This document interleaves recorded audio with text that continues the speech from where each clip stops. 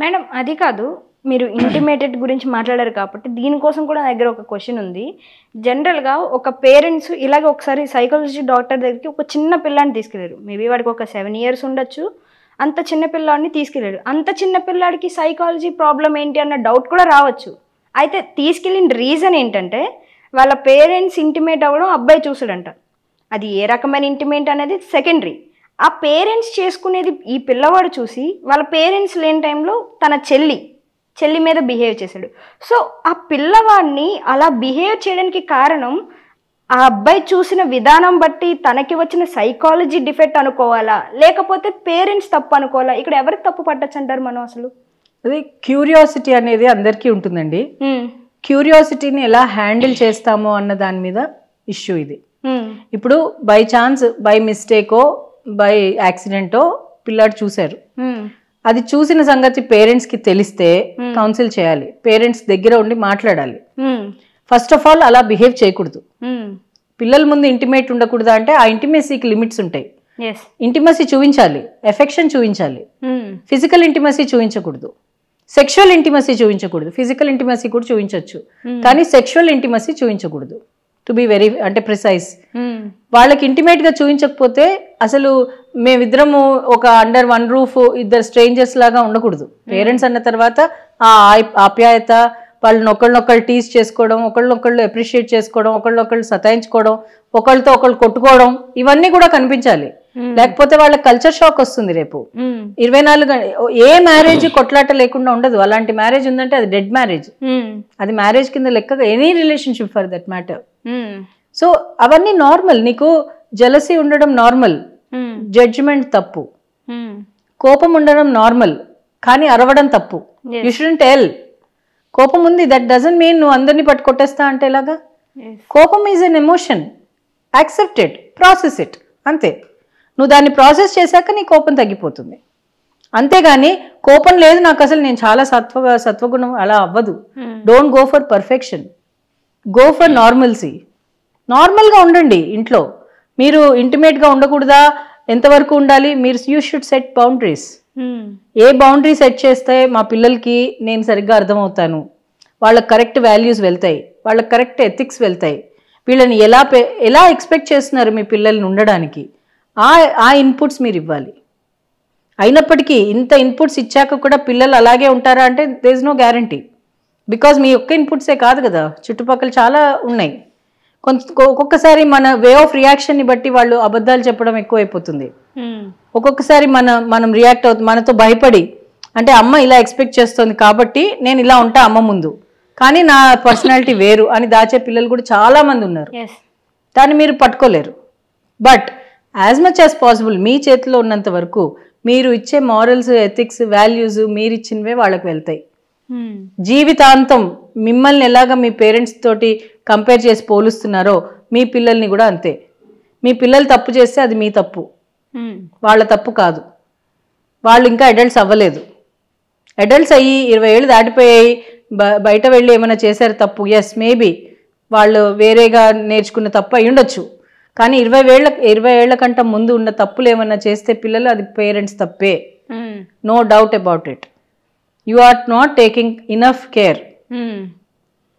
మీరు వాళ్ళకి కరెక్ట్గా అవగాహన మీకు లేకపోతే నేర్చుకోండి, కానీ ఇవ్వకుండా ఉండకూడదు.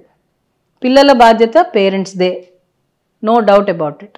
వాళ్ళని మీరు ఇన్ ఫ్యూచర్ సిటిజన్స్, రెస్పాన్సిబుల్ సిటిజన్స్గా తయారు చేయాలి అంటే మాత్రం తప్పకుండా మీరు రెస్పాన్సిబుల్ అవ్వాలి. చాలా ఫ్యామిలీస్లో నేను చూశాను, కొంతమంది మదర్స్ పర్ఫెక్ట్గా బాగా ఎడ్యుకేట్ అయ్యి మంచిగా చదువుకున్న పేరెంట్స్ కూడా వాళ్ళ పిల్లల కోసం సాక్రిఫైస్ చేశారు, జాబ్స్ సాక్రిఫైస్ చేశారు, వాళ్ళ లగ్జరీ సాక్రిఫైస్ చేసి పిల్లల కోసం ఉన్నారు. It's a very good contribution. అది ఆడవాళ్లే చేయాలి లేకపోతే మగవాళ్లే చేయాలని కాదు. ఎవరికి ఎక్కువ అంటే ఇప్పుడు వైఫ్ అండ్ హస్బెండ్ మధ్య శాలరీ వైఫ్కి ఎక్కువ ఉందనుకోండి, వాళ్ళకి మోర్ బెనిఫిట్స్ ఉన్నాయి కెరియర్ వైజ్, అప్పుడు హస్బెండ్ సాక్రిఫైస్ చేయాలి, ఇంట్లో ఉండాలి, చేయాలి. లేదు హస్బెండ్కి మంచి పర్క్స్ ఉన్నాయి, మంచి కెరియర్ ఉంది, బాగా సెటిల్ అవుతాడు, వైఫ్ సాక్రిఫైస్ చేయాలి. అది మీకు గ్రోత్ ఎక్కడుందో దాన్ని ఆలోచించి సాక్రిఫైస్ చేయాలి, కానీ వైఫా హస్బెండా అనే ఆలోచన రాకూడదు అక్కడ. దాన్ని ఈక్వాలిటీ అనొచ్చు. కానీ ఇప్పుడుంటున్న ఈ ఫెమినిజం, ఒకప్పుడు మనది మెట్రియార్కల్ సొసైటీ, ఉమెన్ బాగా డెసిషన్ మేకింగ్ లో ఇన్వాల్వ్ అయ్యి ఉండేవాళ్ళు. ఈ 18th సెంచరీ దానికంటే ఇంకో ముందు చాలామంది రాణులు మన మీరు భగవద్గీత తీసుకోండి, భారతం తీసుకోండి, ఏదన్నా తీసుకోండి, దాంట్లో వాళ్ళ రోల్స్ చాలా ఇంపార్టెంట్ రోల్స్. మన రామాయణంలో సీత రోల్ ఎంత ఇంపార్టెంట్ రోల్. అంత దూరం రాముడు వెళ్ళి తీసుకుని రాగలిగాడు, అన్నేళ్ళు అంత అరణ్యవాసం చేసి అంత ఫైటింగ్ చేసి, ఎందుకు ఆవిడ ఇంపాక్ట్ అంత ఉంది మాత్రం అందులో. మరి మీరు అది గమనించాలి. కానీ ఎవరో ఈ అఫ్ఘన్స్ వచ్చి మన మీద దండెత్తి వాళ్ళకున్న వైలెన్స్ అంతా మన మీద తోస్తే ఇప్పుడు డొమెస్టిక్ వైలెన్స్ పెరిగిపోయింది. ఎవరిని చూసి ఏం నేర్చుకుంటున్నారు మీరు? ఎలాంటి భారతదేశంలో ఉన్నారు వీళ్ళు? మీరు మీ ఉన్న ఆ వాల్యూస్, ఆ రూట్స్ వదిలేసుకుని ఏవేవో ఆలోచించి ఆ వెస్టర్న్ కల్చర్ లేకపోతే ఇంకో ఈస్టర్న్ కల్చర్ లేకపోతే ఇంకో కల్చర్ ఏదో తీసుకోవాల్సిన అవసరం ఏంటి? ఎంతమంది ఇప్పుడు అబ్రాడ్లో వెళ్ళి సెటిల్ అయ్యి బాధపడుతున్నారు. ఇప్పుడు టు బి వెరీ ఫ్రాంక్, ఇప్పుడు రీసెంట్గా చూస్తే అబ్రాడ్లో సెటిల్ అయిన వాళ్ళు భగవద్గీత నేర్చుకుంటున్నారు, ఇక్కడ ఉన్న వాళ్ళు నేర్చుకోవట్లేదు. అక్కడ బోల్డ్ అన్ని క్లబ్స్, కమిటీస్ అవన్నీ ఫామ్ అయ్యాయి. ఇక్కడ వాళ్ళు అంతగా దాని గురించి ఆలోచించట్లేదు. అంటే మీరు రిలీజియస్ టెక్స్ట్ కింద చూడకండి, అట్లీస్ట్ ఒక గైడెన్స్ కింద చూడండి. నేను రిలీజియన్ గురించి అనట్లేదు. ఒక పోనీ భగవద్గీత కాకపోతే ఏదో ఒక గైడెన్స్ బుక్ తీసుకోండి, ఏదో ఒక గైడెన్స్. మీకు ఒక గైడెన్స్ తీసుకుంటేనే మీకు అవి ఎలా ఇవ్వాలి అన్న తెలుసు. Nobody is perfect. తప్పులు అందరితో జరుగుతూ ఉంటాయి. తప్పు జరిగింది అని రియలైజ్ అవ్వంగానే అది యాక్సెప్ట్ చేసి దాని యాక్షన్ పాయింట్ తీసుకోవాలి. కానీ నా తప్పు కాదు అని డినై చేయకూడదు. పేరెంట్స్ విలువ అంత ఇంపార్టెంట్. వాళ్ళు సరే జరిగిపోయింది, ఏదో జరిగిపోయింది, ఇప్పుడన్నా నేను రెస్పాన్సిబుల్ అవ్వాలి అని వాళ్ళు కొన్ని వదులుకొని అక్కడ కూర్చోవాలి. ఆ టైంలో వాళ్ళు హోంవర్క్ చేసేటప్పుడు కూర్చోండి, తప్పదు. పోలీసింగా నువ్వు నా మీద ట్రస్ట్ లేదా పిల్లలు అంటారు. అవును, లేదు. నీ మీద ట్రస్ట్ ఉండొచ్చు, కానీ సొసైటీ మీద లేదు. నీ చేతిలో ఉన్న మొబైల్ ఫోన్ మీద లేదు. అందుకని నేను కూర్చుంటాను. ఫ్రాంక్గా మాట్లాడండి పిల్లలతో. You should be very approachable. మీ పిల్లలు నీ దగ్గర ఏమన్నా మాట్లాడడానికి నాకు ప్రాబ్లం లేదు అనేలాగా చేయగలగాలి. అప్పుడు కరెక్ట్ కమ్యూనికేషన్ జరుగుతుంది. వాళ్ళ అప్స్ అండ్ లోస్ గమనించాలి. ఎప్పుడైతే మీ పిల్లలు మీతో బాగా కొట్లాడుతున్నారు, వాళ్ళు సరిగ్గా మీకు అన్నిటికీ ఆర్గ్యుమెంట్ చేస్తున్నారు అంటే అర్థం ఏంటి? You are not giving enough time for the child. Simple. వాళ్ళు ఊరికే మామూలుగా ఎప్పుడు వింటాడు, ఈ మధ్య ఏంటో చాలా చేస్తున్నాడు అని వచ్చిందంటే మీలో ఏదో మార్పు వచ్చింది. అదే మార్పు మీరు రూట్ కాజ్ వెతికి దాని మీద యాక్షన్ తీసుకోవాలి. అబ్బాయి పిల్లాడి మీద కాదు. వాడితో ఒకసారి తిడతారు, ఒకసారి కొడతారు, ఆ రెండింటికి వాడు అలవాటు అయిపోయాడు. తర్వాత ఏంటి? ఏం చేస్తారు? ఎక్కడి దాకా పుష్ చేస్తారు వాళ్ళని.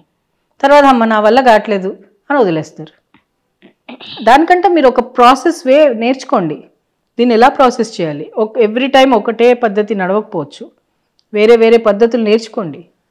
దానికి మీకు ఓపిక ఉండాలి, అంత అవగాహన చేసుకోవడానికి మీకు ఆ శక్తి ఉండాలి, అంత ఇంట్రెస్ట్ ఉండాలి. ఫస్ట్ ఆఫ్ ఆల్ వాళ్ళు ఒక రెస్పాన్సిబుల్ సిటిజన్ అవ్వాలి అని మీ ఇంట్లో ఇంట్రెస్ట్ ఉంటే ఖచ్చితంగా మీరు చేస్తారు. ఇప్పుడు ఆల్కహాలిక్ పేరెంట్స్ ఉన్నారు చాలామంది. ఈ మ్యారేజ్కి ముందు అనుకుంటారు ఆడవాళ్ళు, నా ప్రేమతో మా ఆయన్ని చేంజ్ చేసేస్తాను. అది అవ్వదు. ఎవరిని చేంజ్ చేయలేరు. This is truth. ఎవరికి వాళ్ళే చేంజ్ అవ్వాలి, అది ట్రూత్. సో అలాంటప్పుడు సిచ్యువేషన్స్ని అర్థం చేసుకుని, సరే మీరు అనుకున్నారు అది అవ్వలేదు, ఇప్పుడేంటి? మీరు ఫ్యూచర్ జనరేషన్ గురించి ఆలోచించండి, వాళ్ళని టేక్ కేర్ తీసుకోండి. అంతేగాని అందులోనే ఒక ఫ్లమ్లో ఉన్న ఈగలాగా కొట్టుకుంటూ ఉంటే మీరు ఆ ఎన్వైరన్మెంట్ నుంచి బయటికి రాలేరు. మీరంతే అందులోనే చచ్చిపోతారు. మీరు ఏం చేయాలి? రెసిలియన్స్ అంటే కింద పడినా టక్కన లేచే మనస్తత్వం పెంచుకోవాలి. ప్రతి ఒక్కరూ పెంచుకోవాలి. ఇది ఎన్నో నెగిటివ్ థాట్స్ ఉంటాయి. ఆ నెగిటివ్ థాట్స్ అన్నిటినీ పాజిటివ్ థాట్స్ తోటి తోయాలి. ఆ నెగిటివ్ ఒక్క థాట్ నెగిటివ్గా వచ్చిన 10 పాజిటివ్ థాట్స్ తోటి తోయండి, పర్వాలేదు. కానీ నెగిటివ్ థాట్ వెళ్ళిపోవాలి మైండ్లోంచి. పెయిన్ కానీ ప్రెషర్ కానీ ప్రాసెస్ చేయకపోతే అది మీలోనే ఉండిపోతుంది. ప్రాసెస్ చేయాలి. 10 మందితో మాట్లాడండి. ఏదో మీ ఇన్ఫర్మేషన్ తీసేసుకుని వాళ్ళు ఏం చేయరు. అది పెద్ద దాన్ని ఏం చేస్తారు? చాలామంది భయపడతారు. ఎవరికన్నా ఎక్స్ప్లెయిన్ చేయాలి, ఎవరి దగ్గర హెల్ప్ తీసుకోవాలి అంటే నామోషిగా ఫీల్ అవుతారు. No, that's wrong. వెంటనే హెల్ప్ తీసుకోవాలి. ఏడవాలనిపిస్తే ఏడ్చేసేయండి, నో ప్రాబ్లం. ఎవరైనా చూసి నవ్వుతారని నవ్వుకోండి, ఇట్స్ ఓకే. నవ్వితే ఏమైంది? ఇప్పుడు ఏమైనా కొంపలు మునిగిపోయా? మీకు ఎలాగా దాన్ని ప్రాసెస్ చేయాలనిపిస్తే అలా ప్రాసెస్ చేయండి, ఇంకోళ్ళని హామ్ చేయకుండా చేస్తే మీరు దాంట్లోంచి బయటపడతారు. అప్పుడు రెసిలియన్స్ పికప్ అవుతుంది. ఏ దుఃఖంలోనూ లాంగ్ లాస్టింగ్గా ఉండరు. ట్రామాస్ చాలా ఈజీగా మేనేజబుల్ అవుతాయి. అప్పుడు కొత్తగా ఏం ఆలోచన వస్తుంది, ముందుకు ఎలా వెళ్ళాలి అనే ఆలోచన వస్తుంది.